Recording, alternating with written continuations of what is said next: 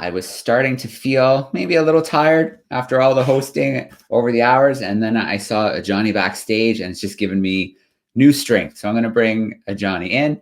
Hey, Adjany, how are you? Hey, Joe, I'm good. How are you? Good, good. It's great to see you. Thank you so much for joining us from Angola today. I am going to give you a nice little introduction, and then I'm going to let you take over because it's always great to hear you talk and your excitement and your passion for the work that you're doing. Thank you. Thank you for having me here. And I'm just going to emphasize something that I'm sure you've heard, but you have to keep hearing because you are doing a fantastic job. And this is incredible what you're doing here. Thank you. Well, I mean, thank you. I'm pushing buttons. You're sharing the story. So, yeah, absolutely. So, Adjany Costa is joining us. She's passionate about the wilderness, and all of her professional and academic milestones have been centered around contributing to the protection of wildlife and, of course, the surrounding environment. The focus of her PhD research project is aiming at activating community-based conservation in the Angolan highlands, and this is so important to protect its wildlife, pristine forests and rivers, and then the millions further downstream that depend on it. And so, Adjany, I met, actually, I guess I met you before at Nat Geo. We hosted some events from the field with the Okavango project, and then we were emerging explorers at National Geographic together in 2017. So, Adjany, it's such a pleasure to have you joining us. We're really excited to hear a little bit more about the work that you're doing, and then, of course, a couple questions. Thank you very much, Joe. Can you see my screen? Yeah, it's nice and full screen. We're ready. Perfect. Okay, so I'm trying to keep this as small as possible, as I promised you. This approach is a little bit different as it focuses a lot more on people rather on nature itself, but on the interaction of people and the millennial intimate relationship that people has had with nature that has helped protect nature as well, that we keep forgetting. So this adventure, this project started 6 years ago, or the prospects of it started 6 years ago with a National Geographic funded expedition where I was called in to participate. And I think most of you have heard of, which is the National Geographic Okavango Wilderness Project, and the expedition that was conducted throughout the Okavango Basin, which I'll talk a little bit forward. So as you can see, I was rather unique in the team, and I think I had one of the most important jobs in expedition, which was beyond being an ichthyologist and working with fish and direct nature conservation, but also being the testosterone diluter and the little bit of a chocolate provider and hug giver, which sounds very superficial, but it is rather important when you are 4 months in the field with no contact with the outside world, or not much contact with the outside world, and you only have one another to count on. So we did a 4-month expedition on canoes from the source area in Angola all the way to the Okavango Delta in Botswana, to try to understand how the system shifted, what was the human impact throughout the system, what was the conservation policies throughout the system, and try to understand what could unite these 3 countries in the Okavango to combine their efforts and protect this incredible place. There is a documentary about it called Into the Okavango that you can learn a lot more about, so I'll just pass forward this one to what came after the expedition. So after that expedition, the team started doing on-the-ground exploration and discovery. So the source area of Angola has been sheltered, not for the best motives whatsoever, but because of the civil war and because of all of the mining, the source area became this sanctuary for nature that no one had ever been to in the near future in terms of science exploration. So it took us a lot of effort, physical, financial, human, emotional, to explore these areas. That is, it was very difficult access-wise, but it allows us to discover incredible things. As you can see in this map, Angola, which is the darkest part of the map, had not been explored scientifically because due to all of our recent history. With all of that exploration, we managed to find over 24 new species to science, from fish to reptiles to plants to small mammals, pretty much every biodiversity group that you can find, that you can think of. New species were found, which brought a lot of attention to the area, not just on the scientific part, but also on the incredible landscapes that the area has. But the most important discovery, or uncover more than a discover, is its hydrological functioning and its importance to climate resilience. So the source area of Angola functions much more like a sponge of water in a very arid area. So all of the Okavango is set on the Kalahari sand basin, meaning it's sand, it's desert sand. So water doesn't really stay there. The water source is like a forest. It's like the lungs of the Okavango and also the heart. It keeps the water in because of all of the forest cover. It accumulates the water on the peat bogs, which is a special type of soil, which also harvests carbon from the area. So you can understand the direct importance on climate change. And it slowly releases this water throughout the system, making sure that the water levels are even throughout the year, even in cases of drought. So you can understand the indirect importance to climate change. That uncovered a whole research around the area to find that Angola actually is considered to be a massive water tower.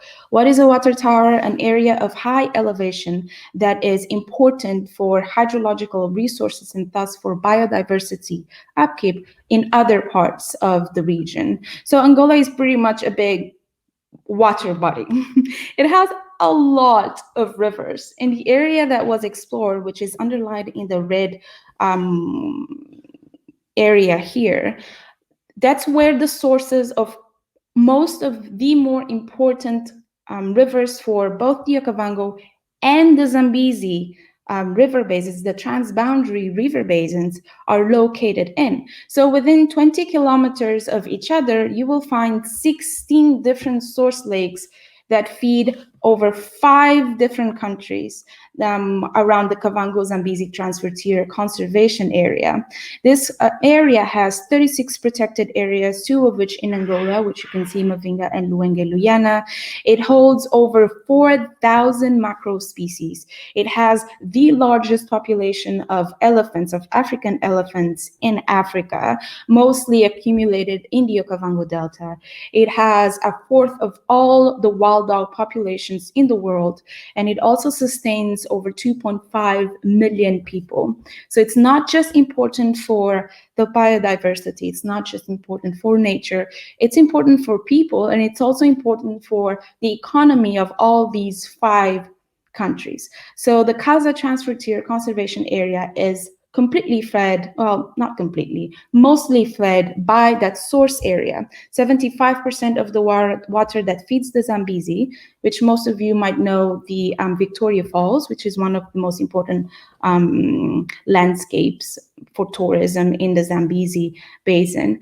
75% of the water that feeds the Victoria waterfalls comes from the headwaters in Angola, and 95% of the water that reaches the Okavango Delta comes from the Angola highlands. So pretty much, if it wasn't for that source area, these 2 river basins wouldn't exist, and thus all of this would not exist. However, as you can also see in the map, it is not protected, it is not included in the KAZA boundaries, and so there's a lot of impacts that are not foreseen and thus are not worked on because it simply does not have a protection status, even though it is the most important part of the whole system.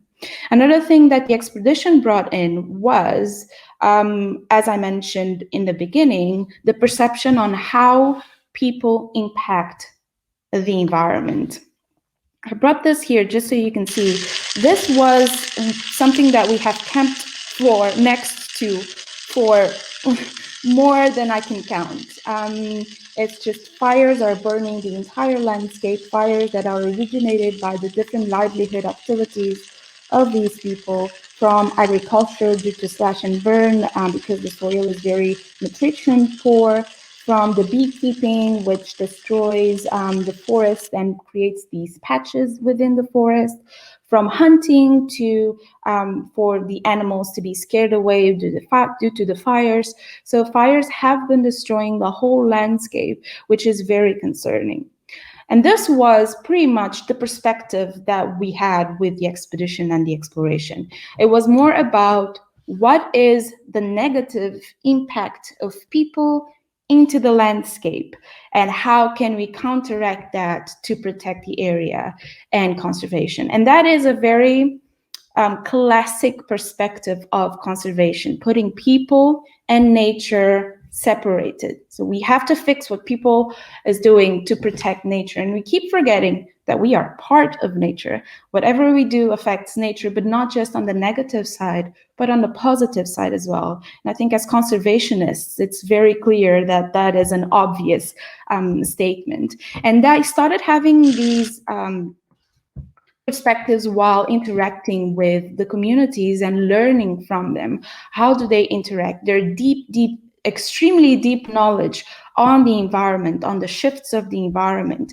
especially with the older generations where they have gone through all of the changes throughout their lifetimes, important changes on the history of the country, on how the history of the country affected the availability of resources in which they depend on, and how that interaction shifted because of the needs of the people due to the history. So when interacting with the communities, I realized that there was much more to people in nature than negative impact, and we have to separate them. We actually have to bring them together because they've always been together. We're talking about millennial relationships in between people and nature. And so we have to have a perspective on how did it work before? Because it did work before. It's just not working now. And I had an eureka moment after one of the expeditions. I returned to a village that I hadn't for a long time. And as soon as I got there, this very, very old lady came to me and hugged me and started yelling, "I'm so glad that you are alive." And that obviously scared me quite a bit. But then they came and told me the story of this incredible mythical creature called the Mukissi. The Mukissi is considered to be the guardian of all rivers. It lives in the lakes.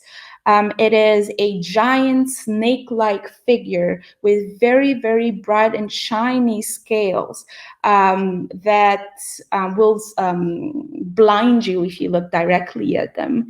And it will strike at anyone that even thinks about harming the environment. Because I hadn't been there for a long time, they thought the Mukissi had gotten me. However, since I have returned, it showed them that the Mukissi trusted me. And if the Mukissi trusted me, it means they can trust me as well. The Mukissi lives in a beautiful, to me, the most beautiful part of the source area, which is the source of the Quiver River. And no one, absolutely no one goes there. The locals don't hunt there. They don't start fires there. They don't crop there. They do nothing. It is protected. It's a sanctuary, they believe, that protects the Mukissi, and thus the Mukissi will protect the one thing that is the most important to them, which is water and the importance it has in all the resources they need to survive. And so that gave me the passion and the motivation to start the first ethno-conservation organization in Angola, which we called the Mukisi Foundation. So the Mukisi Foundation looks at people and the interaction of people and their environment, and to help them go back to the thought of them being the guardians of their own land, not anyone else, not the foreigners, not us outsiders telling them what to do and telling them what is best for them. It is them understanding the shift and understanding that they can get help to do whatever it is that they want to protect the landscape that they've always been the guardians of. Because there's always been a focus on environmental sustainability as nature separately. Let's get everything out. And through time, we started thinking economy. How do we protect the resources that give us money, pretty much? And that was pretty much the two main focus of conservation. How do you protect nature and yet make money out of it, to protect it or not?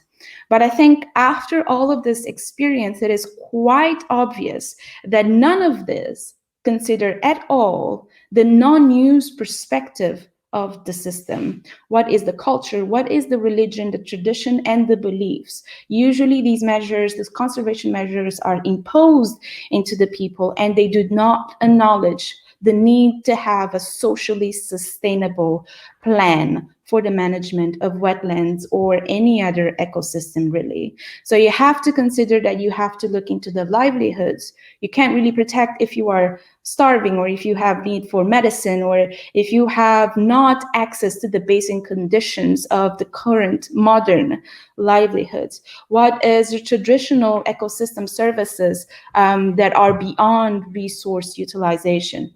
What are the traditional ecological knowledge values that exists in the area, and how can we use that to understand that people that threaten the environment are threatened people themselves, and how do we shift that? And that is incredibly difficult, especially in transboundary ecosystems, because it changes. The culture changes, the traditional ecological changes, but also the system changes. So you have to balance that change. So the Mukisi Foundation has 3 pillars altogether that it starts working on.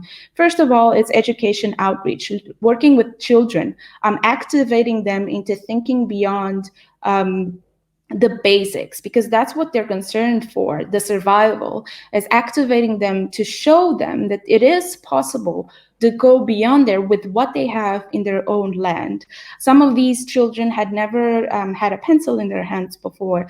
Some of these children had never seen a wild animal before, because they're so sheltered while the adults go out and hunt. And so it's bringing nature to them, even though they're in it, but reconnecting them as their grandparents had that connection before. The second pillar is about engaging and empowering, giving these people the importance that they deserve. They are in the top of the pyramid of both of these systems.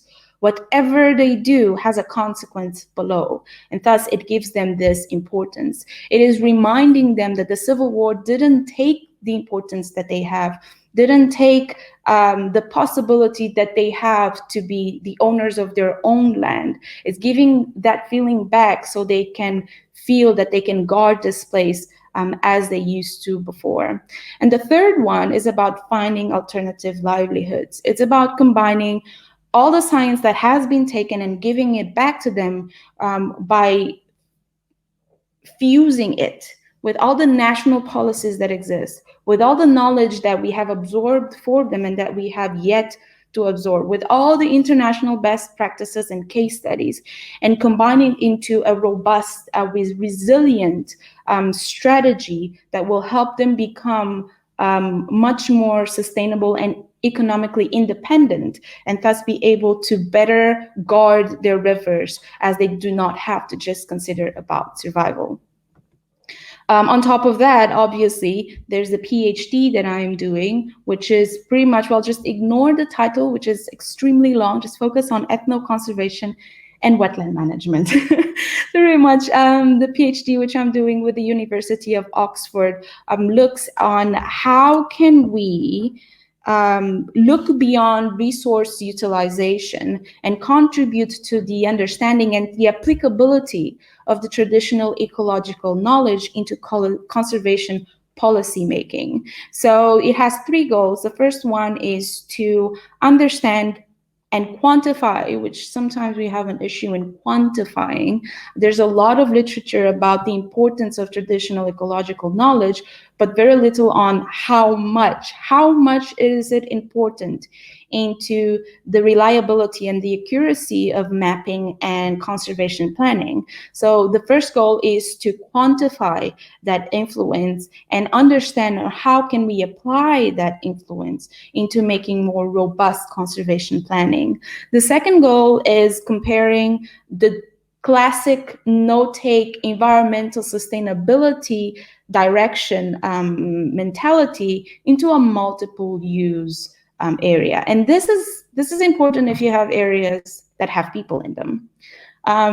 Basically, through time, we say you have to leave. These people have been there for centuries. These people have been there for quite a long time, and they've always lived harmoniously with the environment. So we need to understand what changed, and can we use the environment sustainably that will allow both nature and humans as part of nature to live together and have their needs of both of them, have their needs suppressed by conservation.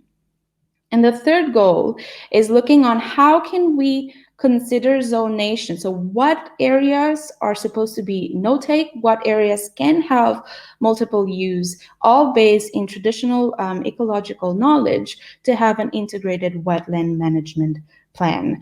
So basically it's combining both to see how do they fit into the sustainable development goals through time, what is the best option, and how can we integrate this so important source area into the whole KAZA perspective and provide them with the protection status that it deserves and it needs to thrive, and for us not to lose all, not just the biodiversity, but the ecological importance that the area has.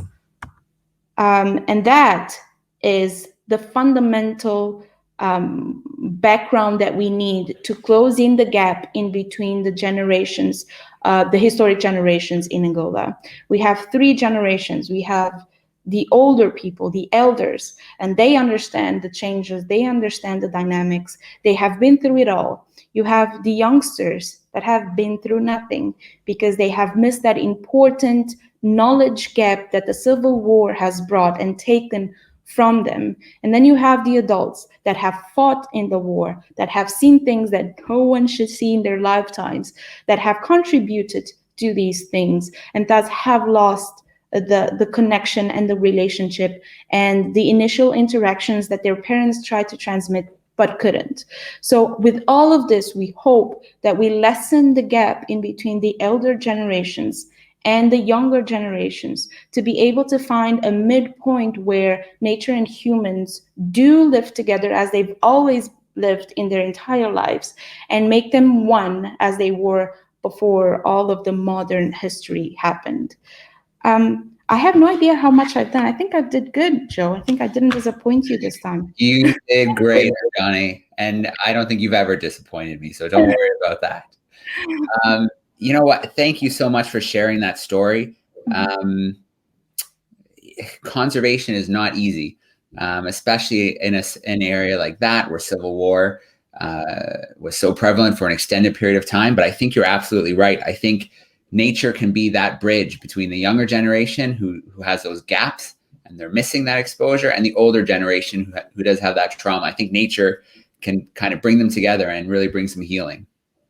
No, I think, I think it's a wave, honestly, worldwide. We've seen a wave of younger generations just kind of speaking up for nature and being able to think as go back to how their grandparents lived, you know, more sustainably, grow your own food, and all of these things that our parents thought, you know, we're modern and we need technology for everything. And the younger generations are bringing that back and reconnecting to the way that our grandparents used to think and live nature. Are you seeing that on the ground? Are you seeing more youth interested, excited about conservation? Absolutely, yes. Especially on the ground, on the source area, especially as we brought in and we started showing them the economic benefits. And that's why the triangle is so important.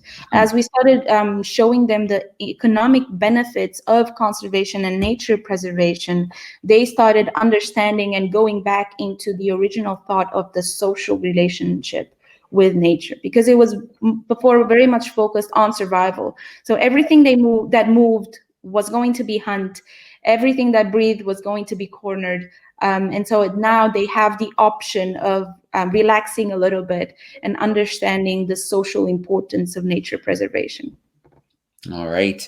So I know a big part of the earlier expeditions that you shared with us was heading into the highlands, heading into the source of the Okavango. And I mean, the biodiversity you found, you know, amazing. The degradation, obviously a little bit kind of scary. Where do things stand right now in protecting that area?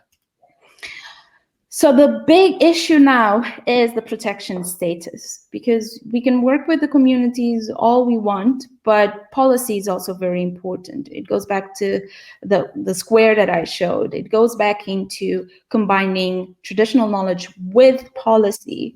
And so there's a big lobbying happening right now to get this area to have a protection status.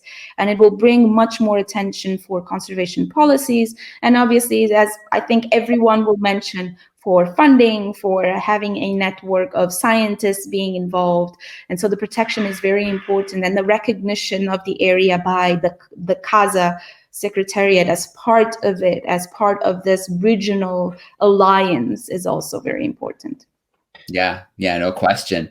And then, so are you finding that the government is receptive? They're listening, they're hearing you out, hearing other people's voices? Yes, there are two obstacles, or two very big challenges. After the documentary came in, a lot of attention was brought into the area, and the government finally realized the importance that it has, because it was a hidden core that no one has heard of or seen before. So it was very easy to forget. And they started getting all of this attention and realizing the importance of this, but it also started getting a lot of attention for other things, other not so great things, other people that have not so great intentions to it, oil exploration being announced, and things that we do not really want, but that we have to try to reconcile both of these things. And that's where the zonation comes in, because then it will bring in all of the stakeholders and say, this is the importance of the area. This is what all of you want to do. How do we reach a consensus, considering that if you do explore oil or whatever it is in a not sustainable way, you will lose it all. And we're not just talking about Angola. If you lose it all in Angola, you're losing it all in 5 other countries. So there has to be a balance. Yeah, absolutely. Adjany, just incredible work you're doing. Ever since I've known you, I think our first connection was with a satellite unit. You were in a tent in the middle of the night, out on an expedition and sharing it with classrooms. And it's been really great to watch you follow your passion, and bringing education, bringing conservation, bringing people together, getting the community behind you. It's just been awesome to watch what you've been doing. Thank you very much, Joe, and I hope I'll be able to share more news in the time coming. Thank you very much.